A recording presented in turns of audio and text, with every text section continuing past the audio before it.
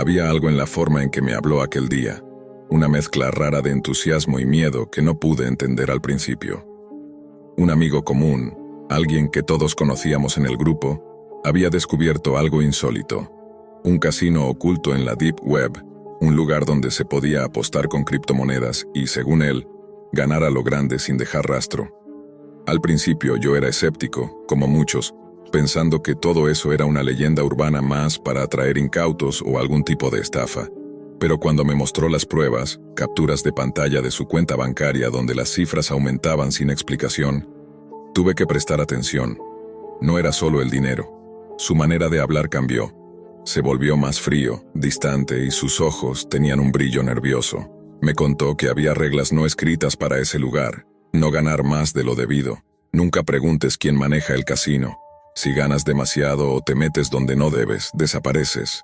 No supe qué pensar, hasta que empecé a notar que hablaba con un susurro, como si alguien pudiera escucharlo. Sus ganancias subían rápido, $10,000 en criptomonedas. Un monto que cualquiera envidiaría, pero él se veía atrapado en una espiral de paranoia. Los mensajes comenzaron. Textos amenazantes que reclamaban lo que él debía, con advertencias veladas y amenazas implícitas. Coches sin placas comenzaron a seguirlo en la calle, sombras que parecían acecharlo día y noche. Cuando le pregunté qué había visto, solo murmuró: cosas que no debería, no son humanos, o al menos no como nosotros. Los días pasaron con una tensión insoportable.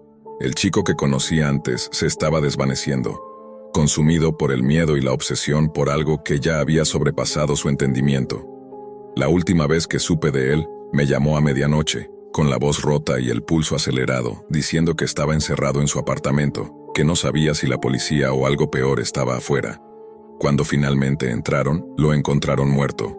La causa oficial fue suicidio, pero algo en el lugar estaba demasiado limpio, demasiado ordenado para un final tan abrupto. No había señales de lucha, ni indicios claros. Solo un silencio profundo, como si alguien hubiera borrado cada rastro de su existencia. Como si lo hubieran convertido en un fantasma que nadie recordaría. El caso quedó abierto pero sin pistas, sin respuestas. Nadie supo realmente qué pasó, y el nombre de aquel casino nunca volvió a aparecer en la red pública ni siquiera en la Deep Web. La historia quedó como una advertencia. En ese mundo oscuro, donde las reglas se escriben en sombras, ganar demasiado puede convertirte en una amenaza. Un juego donde las vidas se borran, sin dejar más que un vacío. Una sombra que se pierde en el laberinto invisible del riesgo y la codicia. Pasaron los días, y cada vez que intentaba hablar con él, sentía que me estaba perdiendo en un abismo invisible. Sus mensajes se hicieron esporádicos, a veces incoherentes, como si alguien o algo lo estuviera quebrando desde adentro. En una de esas llamadas apenas podía entenderlo. Susurraba nombres extraños y números, como si estuviera memorizando un código secreto. No es un juego. No es solo apuestas, me advirtió con voz temblorosa. Es un pacto. Y las deudas no se pagan con dinero. La Deep Web, ese lugar oculto bajo capas de anonimato, era para él un campo de batalla. Me contó que las transacciones que hacía en criptomonedas no eran simples transferencias, sino rituales digitales. Cada victoria activaba algo más allá del alcance de la lógica, una especie de contrato invisible que lo ataba a fuerzas que nadie podía controlar. No sabía si eran hackers, mafias o algo peor, pero la línea entre lo real y lo virtual se desdibujaba rápidamente. Empezó a aislarse. Canceló planes, dejó de salir con nosotros y su presencia se volvió un suspiro lejano en el grupo. Me mostró fotos de coches que creía que lo seguían, aunque a veces no podía distinguir si eran reales o producto de su mente alterada. Ellos saben quién soy, me dijo una noche. Y están esperando el momento exacto para reclamar lo que les pertenece. Los mensajes que recibía estaban escritos con un lenguaje que parecía un código cifrado, mezclando emojis y símbolos extraños, pero el mensaje era claro: miedo. Devuelve lo que ganaste, decían, o te perderás para siempre. A pesar de todo, no podía dejar de jugar. La adrenalina de ganar, el brillo de esos números en la pantalla, lo atrapaban como una droga. No se trata de dinero, me confesó una vez, es la emoción de estar un paso delante de ellos. Pero sé que la cuerda se está tensando y pronto me romperá. Las noches en su apartamento se volvieron silencios inquietantes. Yo llamaba y llamaba, pero muchas veces no contestaba. Cuando lo hacía, la voz estaba rota, como si cada palabra le costara un esfuerzo monumental. Si desaparezco, no busques explicaciones, me rogó en una última conversación. Esto es un infierno que no puedes ni imaginar. En esas horas, mientras afuera el mundo seguía girando con normalidad, él luchaba con sombras digitales que invadían su vida, una prisión invisible tejida con bits y códigos encriptados, donde la línea entre víctima y verdugo desaparecía. Con el paso de los días, la transformación en mi amigo se volvió evidente para todos menos para él mismo. Ya no era el joven despreocupado que solía reírse con nosotros en las reuniones. Su rostro se había vuelto pálido, sus ojos hundidos y con una mirada que parecía buscar algo que nadie más veía. En sus manos, el teléfono se había convertido en un talismán y a la vez en una cadena. Se pasaba horas frente a la pantalla, navegando en ese casino maldito, cada apuesta una apuesta contra su propia cordura.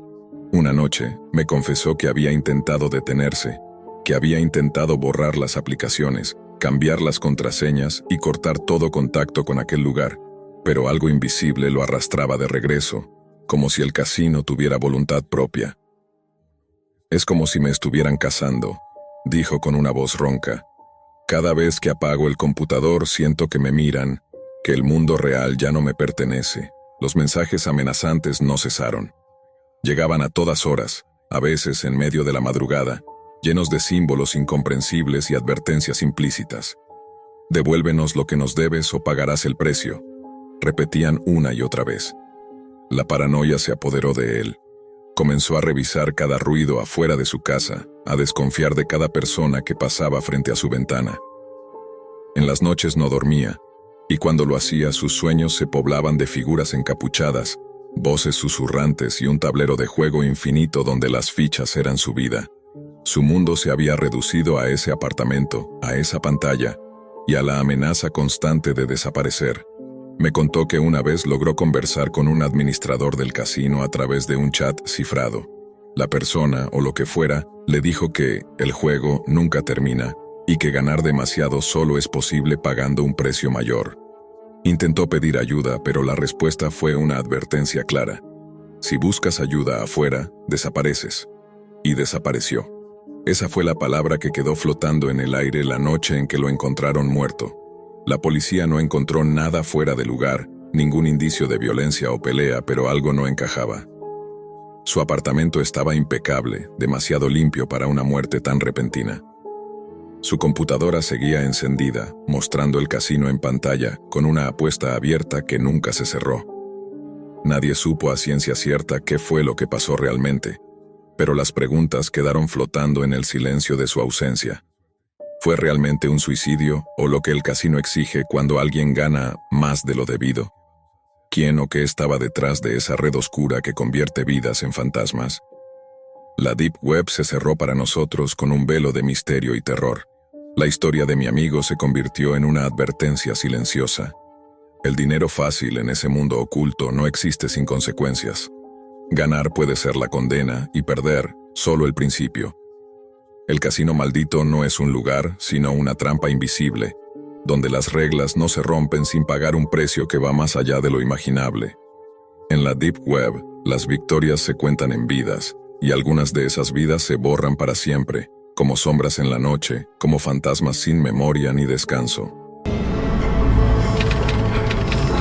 En la vibrante ciudad donde las luces nunca parecían apagarse, un programador freelance llamado Diego se había convertido en un analista de seguridad para un blog especializado en ciberseguridad y política. Su rutina consistía en revisar constantemente los comentarios y contenido que llegaban al sitio, en busca de amenazas o pistas de vulnerabilidades. Sin embargo, una noche todo cambió. Entre un mar de mensajes triviales y spam, apareció un comentario que heló su sangre. Un video adjunto con imágenes demasiado crudas para ser casuales. En él, un hombre encapuchado decapitaba sin piedad a otro, mientras una voz distorsionada advertía: «Esto es solo el principio, sabemos quién eres». El pánico inicial dio paso a una curiosidad imposible de apagar. Diego, con su experiencia, supo que simplemente ignorar o borrar aquel comentario no sería suficiente. Decidió descargar el video para analizar su origen. La calidad, la codificación y las metadatas del archivo le indicaban algo mucho más profundo, un enlace oculto en la Deep Web.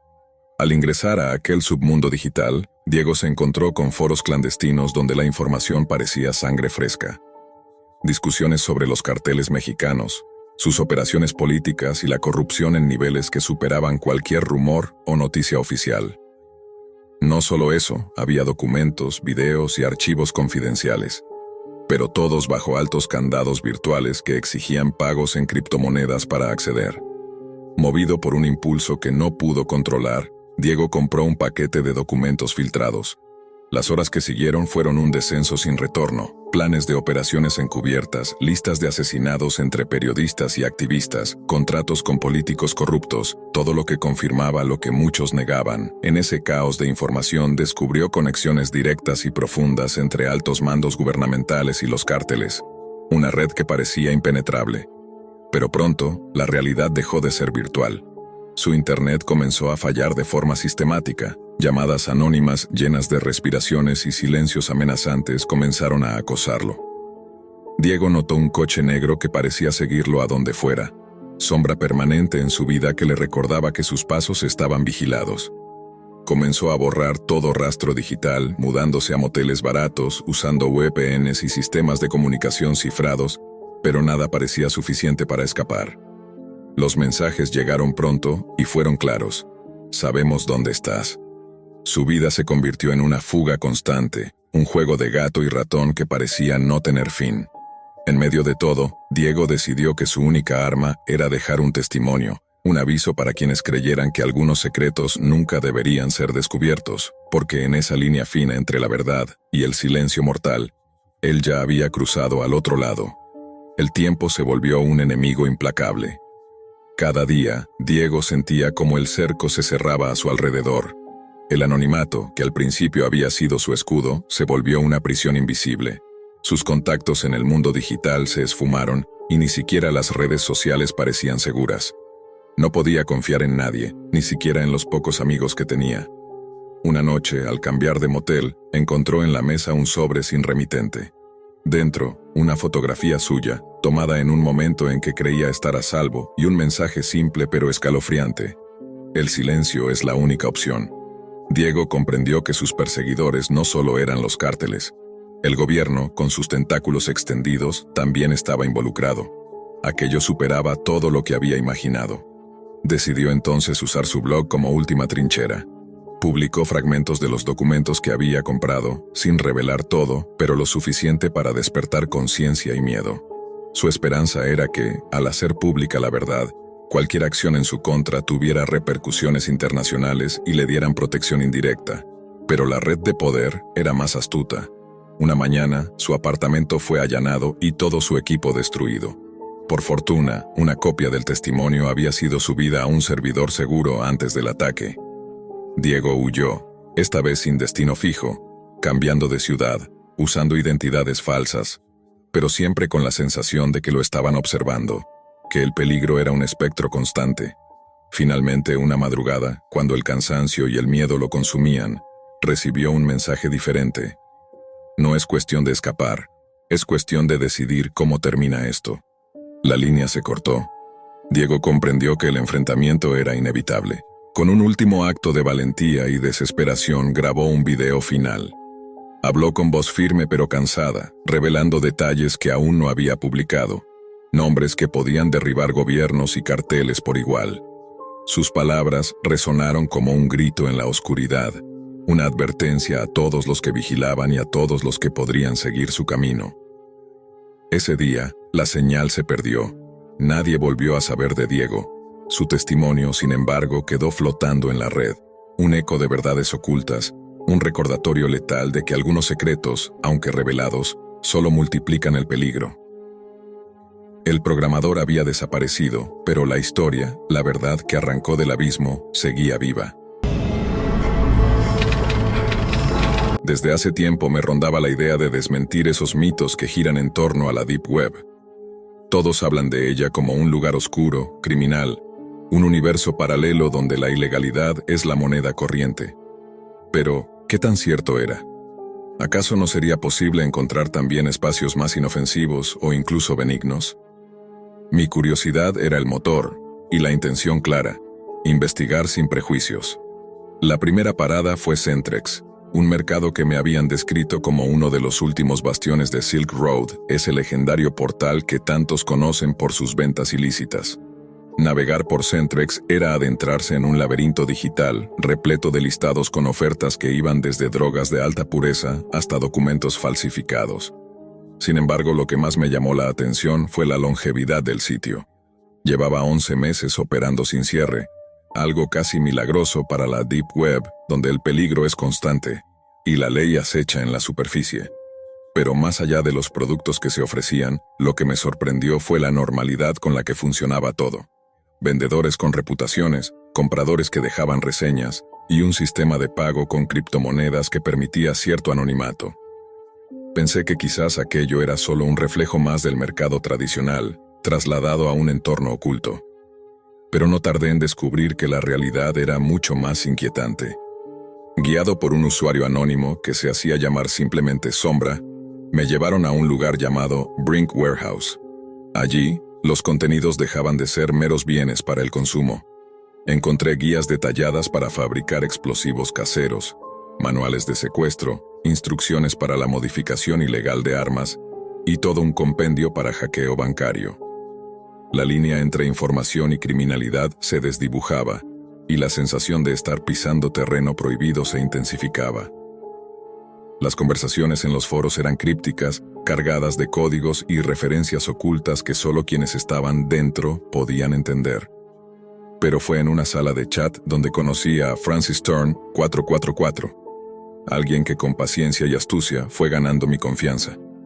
A través de intercambios cada vez más privados, me habló de un sitio llamado 561, un lugar reservado solo para miembros selectos, que ofrecía algo que hasta ese momento solo había imaginado en mis peores pesadillas.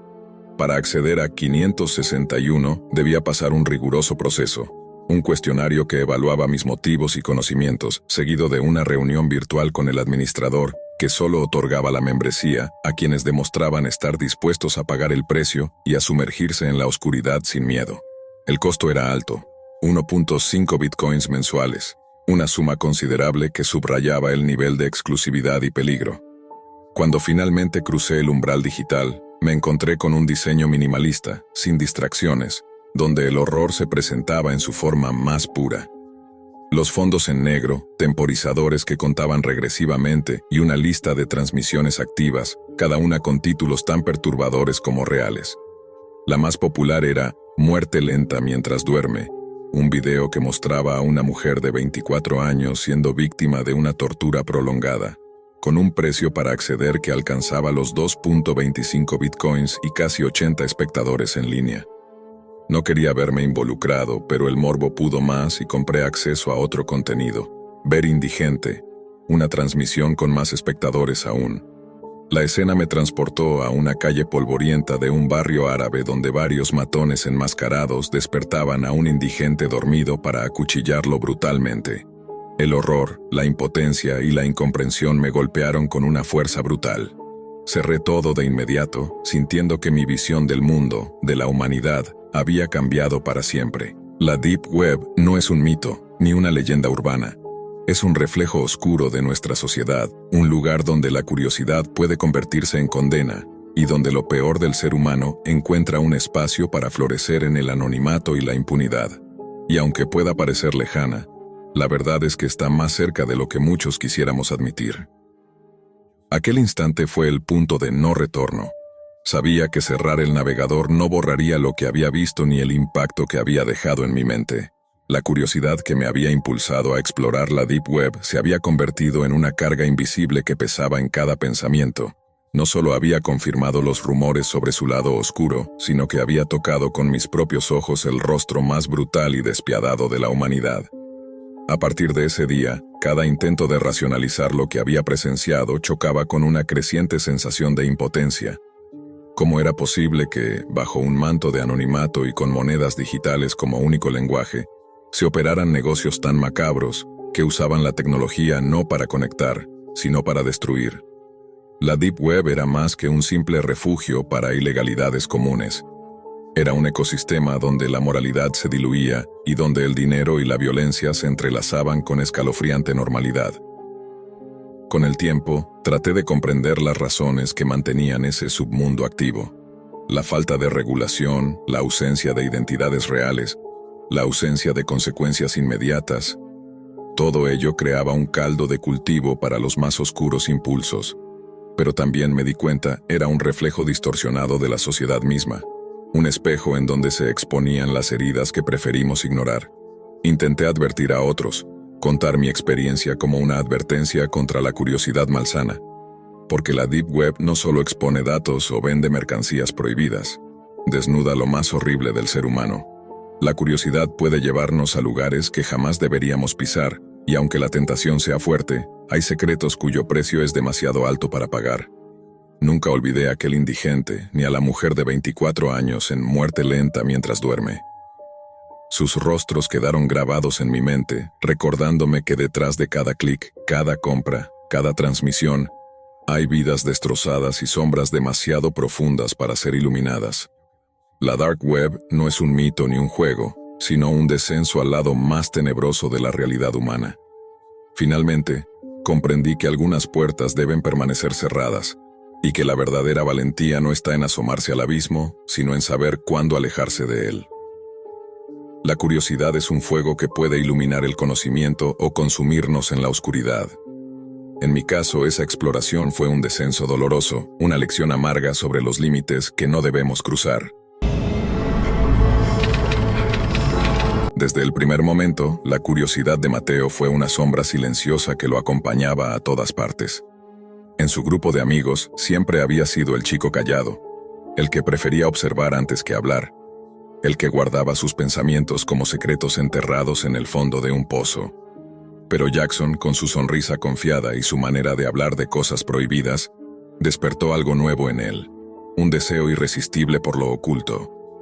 Jackson le habló de la Deep Web con una mezcla de admiración y advertencia, describiendo sitios donde circulaban filtraciones gubernamentales imposibles de encontrar en la superficie, conversaciones de sicarios contratados y, lo más inquietante, ejecuciones en vivo que nadie se atrevía a denunciar. Es otro mundo, decía, un lugar donde no hay reglas, solo consecuencias. Aquella idea, tan perturbadora como fascinante, prendió una chispa en Mateo. Una noche, tras desconectar su ordenador y asegurarse de que nadie más estuviera cerca, Mateo descargó Tor. Configuró todo lo que pudo, desactivando scripts y bloqueando plugins, o eso creía, pues en su inexperiencia olvidó una pequeña pero crucial parte. Flash seguía activo. A través del enlace de Hidden Wiki empezó a navegar, abriéndose paso entre páginas olvidadas, lugares donde el tiempo parecía haberse detenido en una época oscura y polvorienta. Cada clic era una puerta hacia lo prohibido. Primero, imágenes que helaban la sangre, violencia cruda, rostros desesperados, rituales extraños. Luego, contenido que su mente no estaba preparada para digerir, pero que su ojo seguía escudriñando, atrapado en un trance fatal. Pornografía infantil, mutilaciones grotescas, torturas sádicas y cultos cuyos símbolos parecían tallados con odio en la pantalla. Intentó cerrar varias pestañas, sus dedos temblaban, pero una ventana se resistía a desaparecer. Un video. Un hombre con máscara negra, con ojos inyectados en sangre que parecían perforar la pantalla, sentado en una habitación tan oscura que solo las luces parpadeantes revelaban lo que había detrás. Un niño atado, con heridas frescas, y el hombre escribiendo números en la pared con un líquido rojo que brillaba en la penumbra. Un sudor frío recorrió su espalda. Sin pensarlo, Mateo apagó la laptop de golpe, retirando la batería como si así pudiera borrar lo visto, como si pudiera detener el horror con un acto físico. Al día siguiente, sintiendo la culpa y el miedo aún atrapados en su pecho, mostró la captura de pantalla a Jackson. La reacción fue inmediata y devastadora. Jackson palideció, sus ojos se agrandaron y un vómito seco lo sacudió. Aquello no era solo un video cualquiera, esos números eran su dirección IP, revelada porque Mateo olvidó desactivar Flash. Había dejado una puerta abierta y alguien había entrado. Cuando Mateo llegó a su casa, la realidad se derrumbó en un instante. La puerta principal estaba abierta, la cerradura forzada. Cada paso que daba revelaba una escena de devastación, dinero desaparecido, valores de su familia esfumados, la televisión y su Xbox arrancados de la sala. La laptop, su única ventana a aquel mundo oscuro, ya no estaba. Lo peor estaba aún por descubrirse. En el armario, colgado como un macabro trofeo, estaba su perro, mutilado, y sobre su pecho, grabado con precisión cruel, el símbolo de la máscara del hombre del video. Mateo sintió que el suelo se abría bajo sus pies. La policía llegó, pero no encontró pistas, no había nada para rastrear. Nadie podía explicar qué había sucedido ni por qué. Solo él sabía la verdad, y esa verdad era un tormento constante, un eco de los ojos inyectados en sangre que lo perseguían día y noche. Así comenzó el precio de la curiosidad imprudente, el error fatal en la Deep Web, donde una simple falla técnica se convirtió en la puerta abierta a un infierno personal del que no podía escapar. Los días que siguieron fueron una mezcla de paranoia y aislamiento para Mateo. Su mente no encontraba descanso. La imagen del hombre enmascarado y los ojos ensangrentados estaban grabados en su memoria como una maldición. No importaba dónde estuviera, la sensación de ser observado lo consumía. Cada vez que una notificación aparecía en su teléfono o escuchaba un ruido extraño, un escalofrío le recorría la espalda. Jackson desapareció sin dejar rastro. Nadie en la escuela sabía dónde estaba, y sus intentos de contactarlo fueron en vano. Mateo comprendió entonces que él no era un simple espectador accidental de aquel mundo oscuro, sino que había atraído una atención peligrosa que no se podía evitar con un simple clic. La policía, sin pistas, cerró el caso como un robo común, pero Mateo sabía que eso era solo la superficie. En su habitación, escondido en un cajón, guardaba el disco duro externo donde había descargado parte del material de la Deep Web. La tentación de volver a encenderlo y buscar respuestas era grande, pero el miedo era más fuerte. Una noche, mientras intentaba dormir, su computadora volvió a encenderse sola. La pantalla iluminó la habitación con un brillo antinatural, y apareció un mensaje escrito en letras rojas que parecían sangrar. Estás observado. El error fue tuyo. No hay escape. Mateo sintió que su corazón se detenía.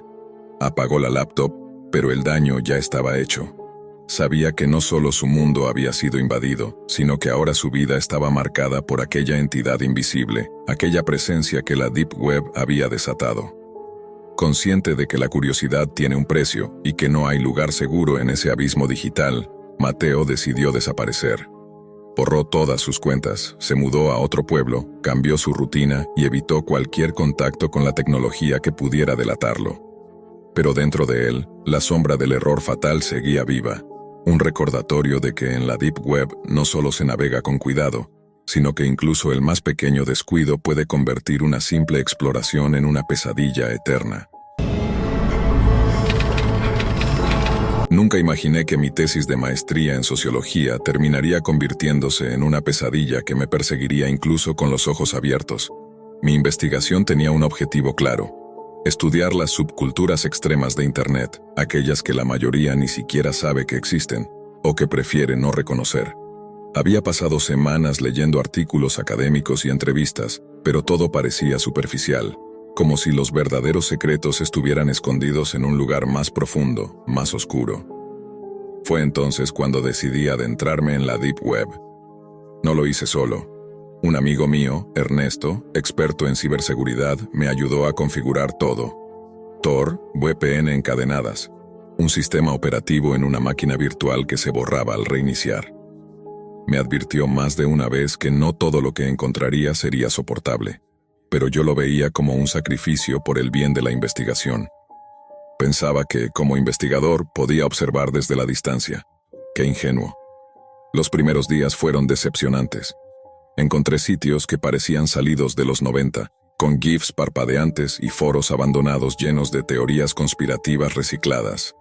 Había páginas de supremacistas, grupos de traficantes y, por supuesto, las sombras más repugnantes de la humanidad que preferiría no describir. Pero todo eso, aunque repulsivo, no me preparó para lo que vendría después. Fue en la tercera semana cuando encontré el foro. Se llamaba Entusiastas del Suicidio, y desde el primer clic supe que era diferente.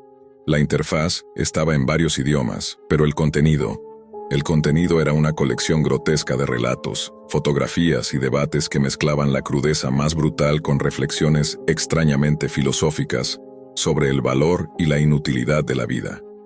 No era un lugar de apoyo ni de prevención, sino un culto a la autodestrucción. En medio de hilos interminables comencé a notar algo, menciones recurrentes a algo llamado el show del suicidio. Algunos usuarios lo describían como la verdadera forma de morir con estilo, otros como la última competencia que merece la pena ver.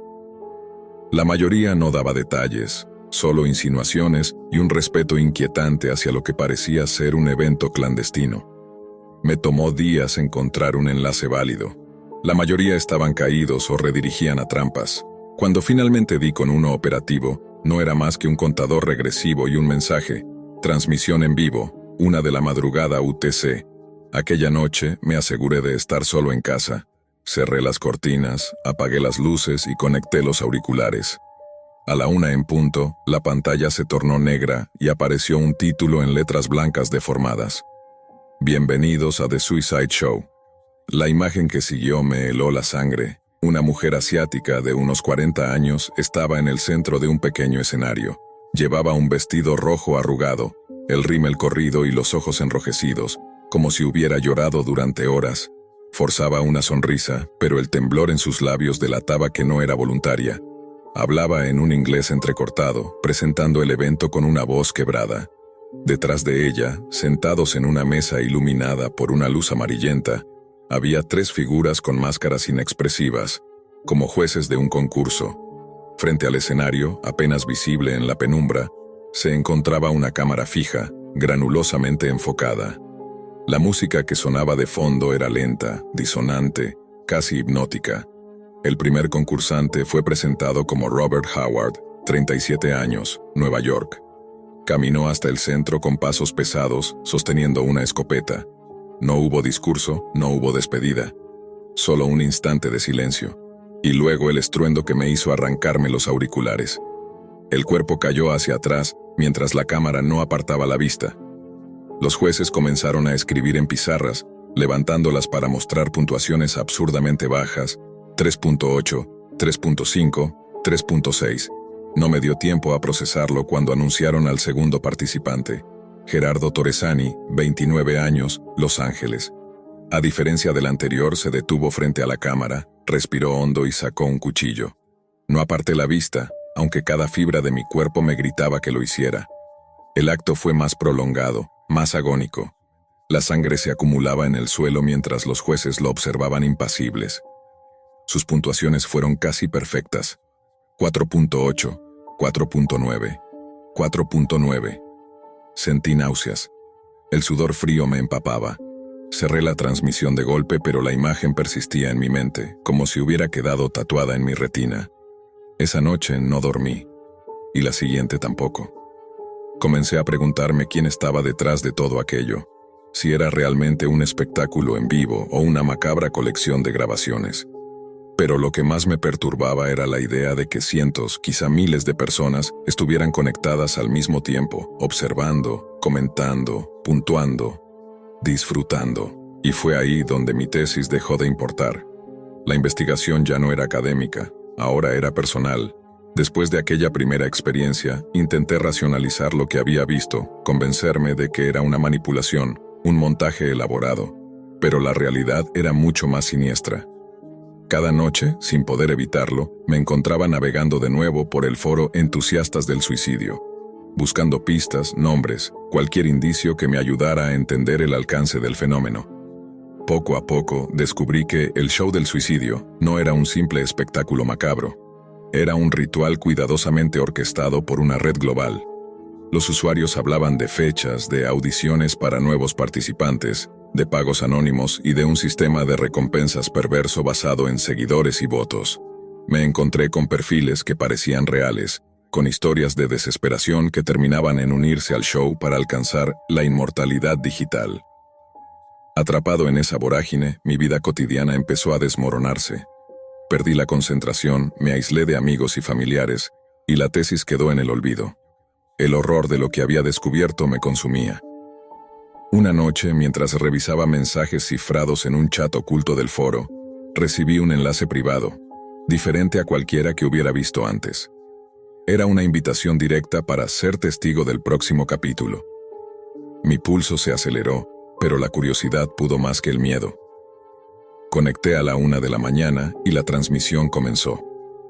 La misma mujer de antes apareció, pero esta vez su rostro estaba más pálido, su sonrisa aún más forzada.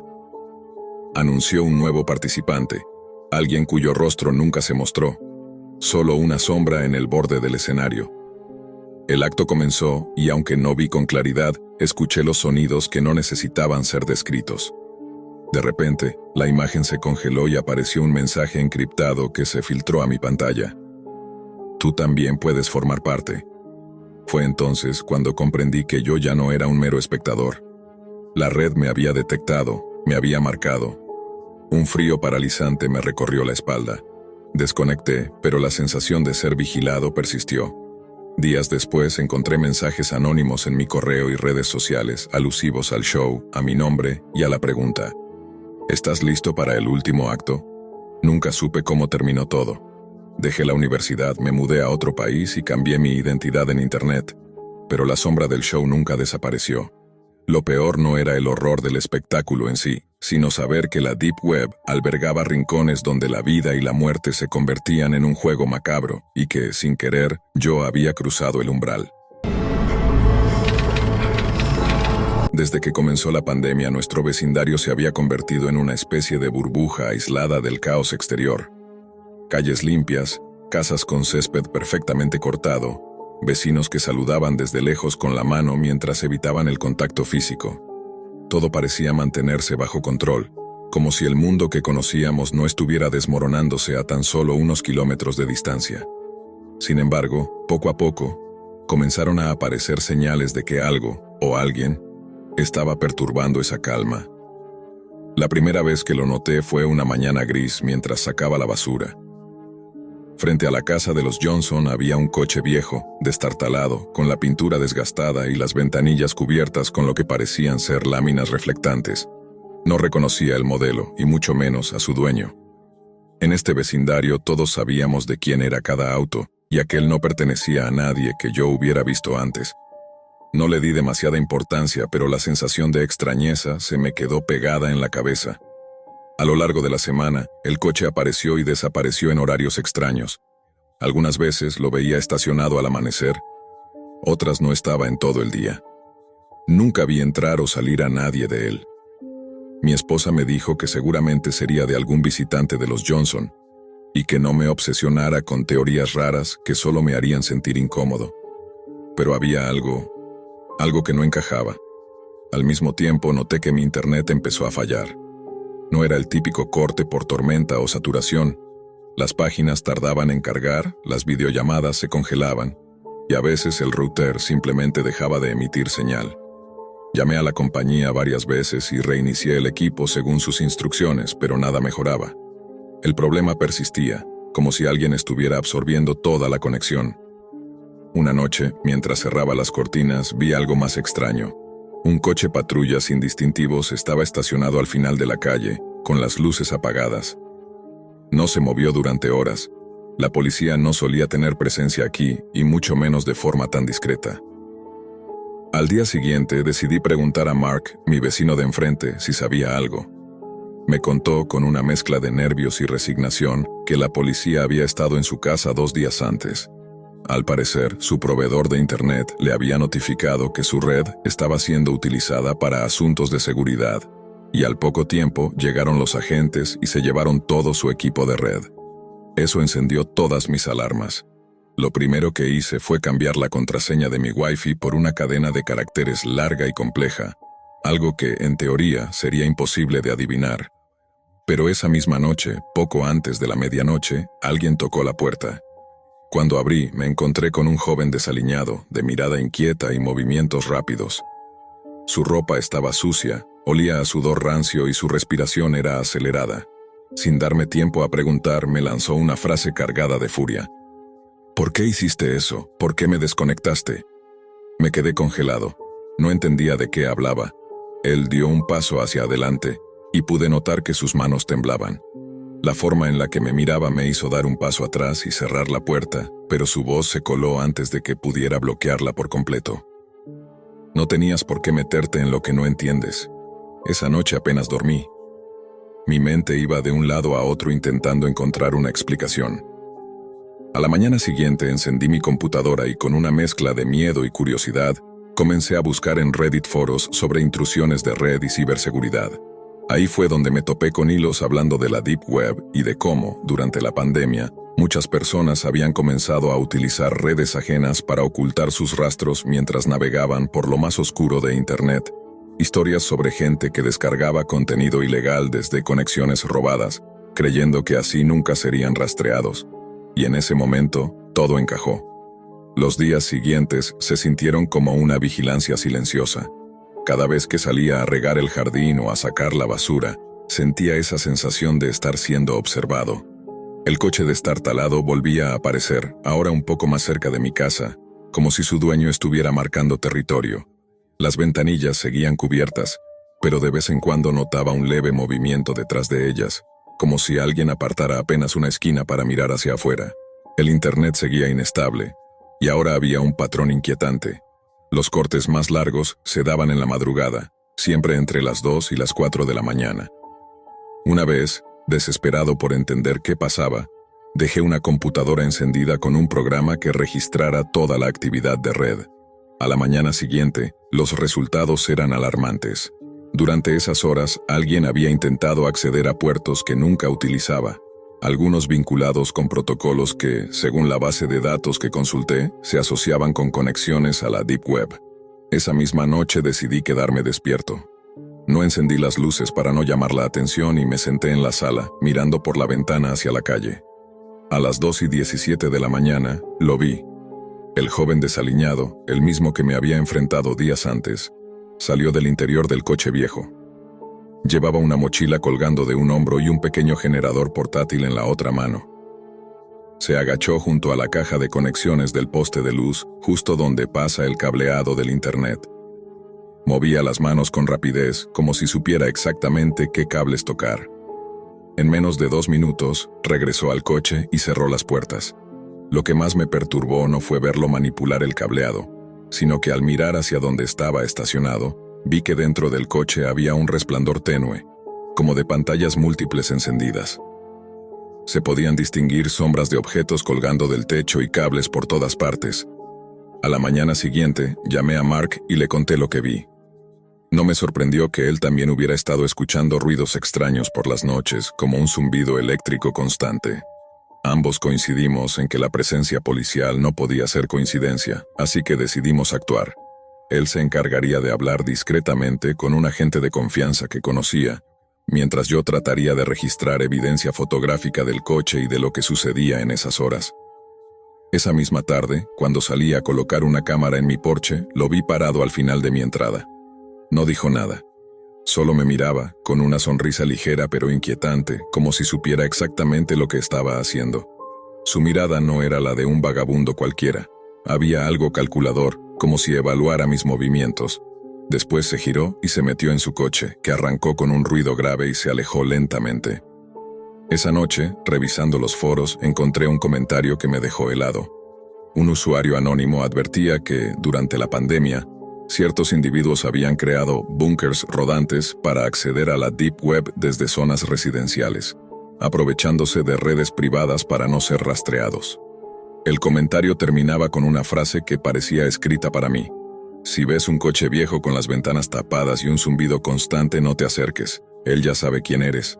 Al día siguiente, Mark me llamó temprano. Su contacto en la policía le había confirmado que estaban investigando actividad ilícita de carácter digital en nuestro vecindario, pero no podía dar más detalles. Me recomendó que no intentara confrontar directamente al sospechoso y que mantuviera un registro de todo. Esa misma noche, el coche regresó. Lo escuché llegar poco después de la medianoche y otra vez apareció ese zumbido eléctrico que parecía venir de sus entrañas. Decidí jugármela. Con la cámara de mi teléfono lista, salí por la puerta trasera y me moví entre las sombras de los árboles. Desde allí pude capturar varias fotos del interior. Lo que vi a través del cristal cubierto fue como una escena sacada de una película distópica. 3 pantallas iluminando el interior, cables colgando como raíces, baterías apiladas, ventiladores pequeños pegados con cinta, y un olor metálico que incluso desde fuera podía sentir. En ese momento, escuché un ruido seco detrás de mí. Me giré y allí estaba él. ¿Te gusta lo que ves?, preguntó con una voz extrañamente calmada. No tuve tiempo de responder. Dio un paso hacia mí, pero antes de que pudiera reaccionar, un haz de luz blanca iluminó la calle. Era la policía.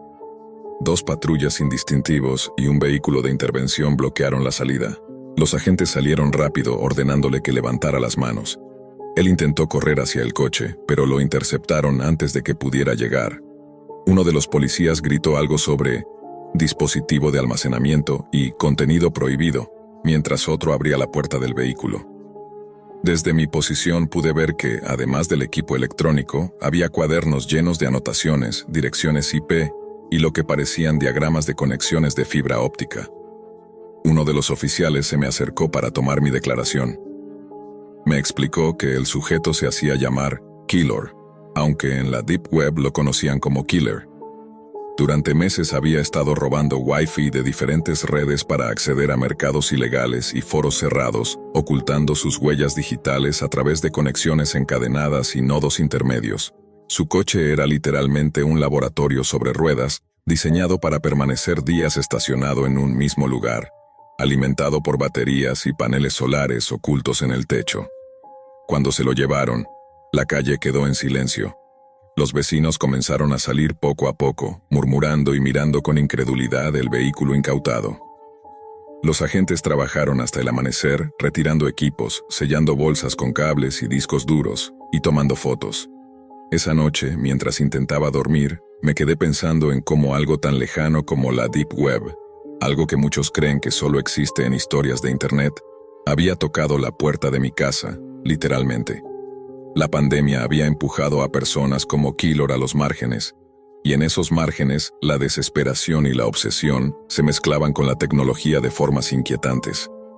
Desde entonces, cada vez que mi internet se ralentiza o veo un coche estacionado demasiado tiempo frente a mi casa, no puedo evitar que se encienda esa alarma interna.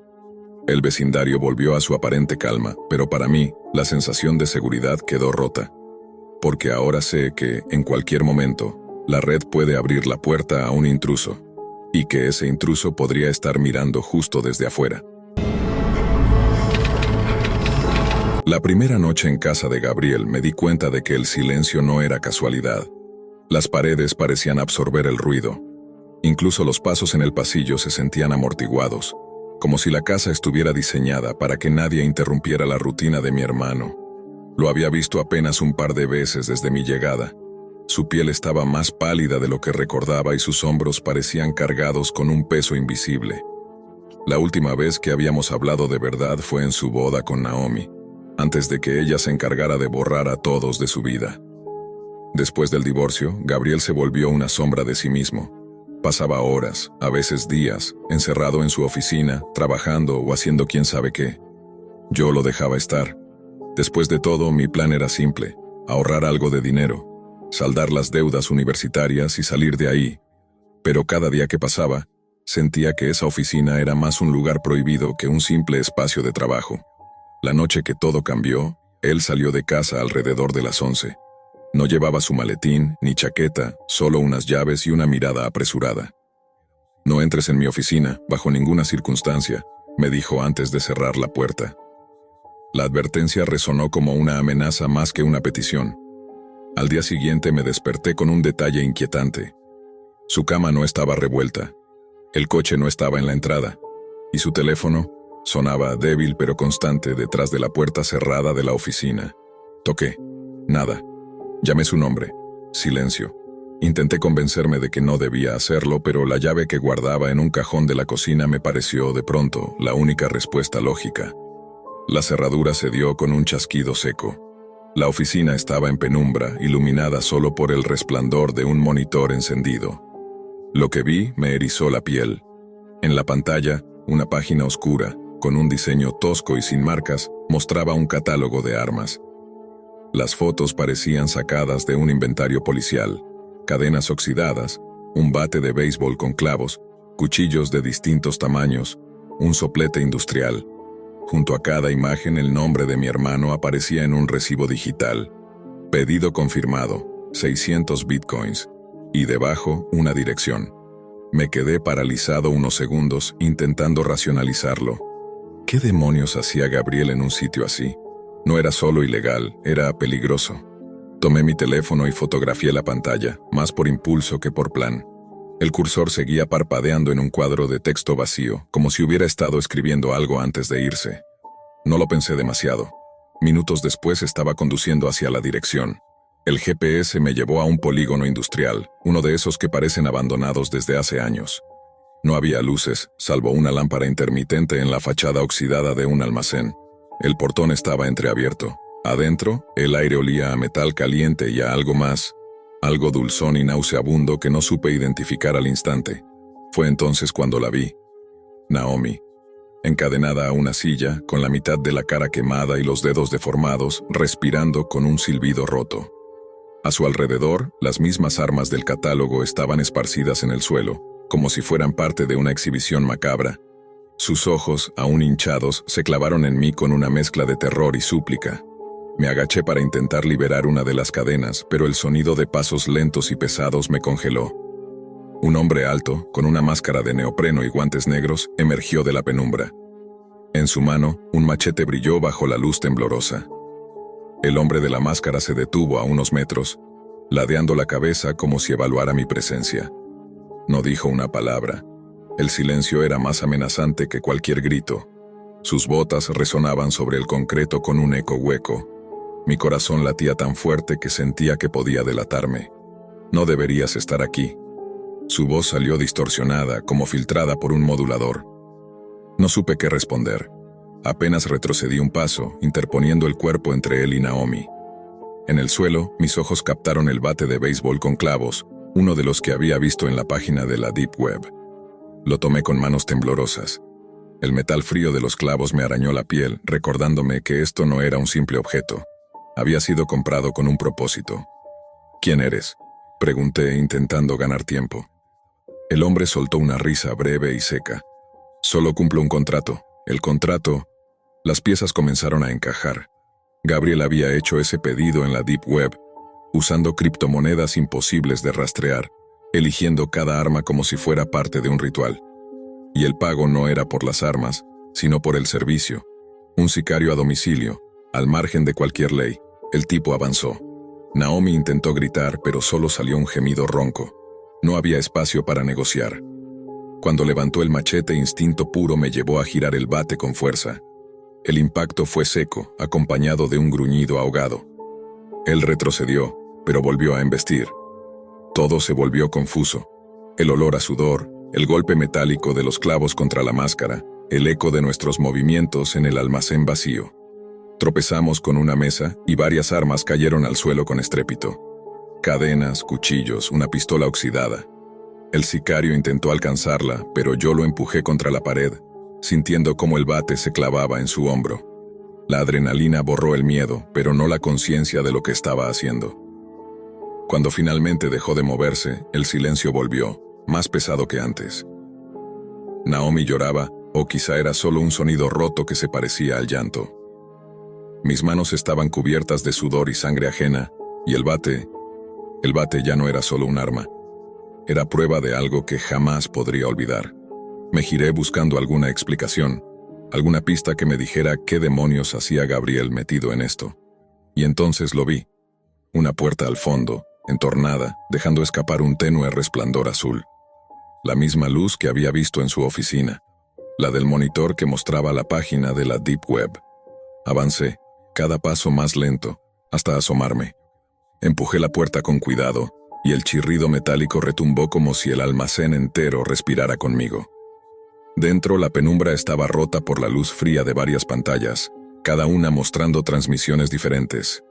Cámaras de seguridad, grabaciones antiguas y lo que parecían emisiones en vivo de la Deep Web.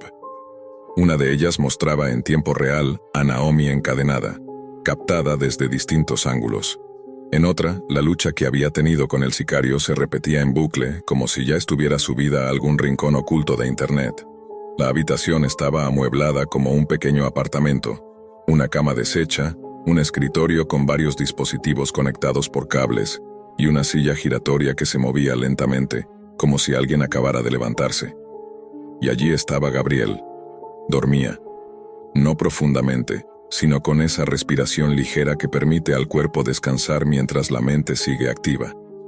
Llevaba los auriculares puestos y en la pantalla frente a él se reproducía la misma escena que yo había vivido hacía segundos. No estaba soñando, estaba viendo, disfrutando. Gabriel, dije, pero mi voz sonó ajena, como si viniera de otro lugar. Sus párpados se abrieron lentamente. No hubo sorpresa en sus ojos, sino algo peor. Reconocimiento, como si hubiera esperado verme ahí. «Llegaste más rápido de lo que pensé», dijo, con una calma que me heló. «¿Qué demonios es todo esto?» Gabriel se incorporó, quitándose los auriculares con parsimonia. Naomi se lo buscó. Me robó, me humilló, me dejó en ruinas. En la Deep Web encontré a alguien que podía solucionarlo. Las armas eran solo parte del paquete. El resto era entretenimiento. Su frialdad me mareó. Intenté responder, pero mis palabras se ahogaron cuando Naomi apareció en el marco de la puerta. Tenía las manos libres, el rostro contraído por una rabia primitiva. En su mano derecha, el soplete. Lo encendió y el sonido del gas llenó el aire como un rugido. «¿Sabes lo que es el dolor, Gabriel?», dijo ella acercándose. Él retrocedió, tropezando con la cama. Yo intenté interponerme, pero Naomi me apartó con una fuerza que no recordaba que tuviera. El olor a gas se mezcló con el del metal caliente cuando la llama se encendió frente a su rostro. «¡Basta!», grité. «Esto no es justicia, es locura», pero ella ya no escuchaba. Los gritos comenzaron casi al instante, crudos, desgarradores. No quise mirar. Me giré, salí tambaleándome de la habitación, atravesando el almacén con el eco de los alaridos persiguiéndome. Afuera, el aire frío de la madrugada golpeó mi cara como un recordatorio de que todavía estaba vivo. Saqué el teléfono y marqué a la policía, intentando explicar la dirección, lo que había visto, lo que estaba pasando. Pero mientras hablaba, me di cuenta de algo que me dejó helado. Aquellas cámaras que transmitían a la Deep Web seguían activas. Todo estaba siendo visto, comentado, archivado por desconocidos en algún rincón oscuro de la red. Cuando las sirenas se escucharon a lo lejos, los gritos dentro del almacén comenzaron a apagarse. No sé si fue porque Naomi terminó o porque Gabriel dejó de resistir. Desde entonces no puedo cerrar los ojos sin escuchar ese sonido, sin ver la luz azul de aquellas pantallas. Y lo peor es que sé que en algún lugar de la Deep Web el video sigue ahí. No como prueba, sino como espectáculo,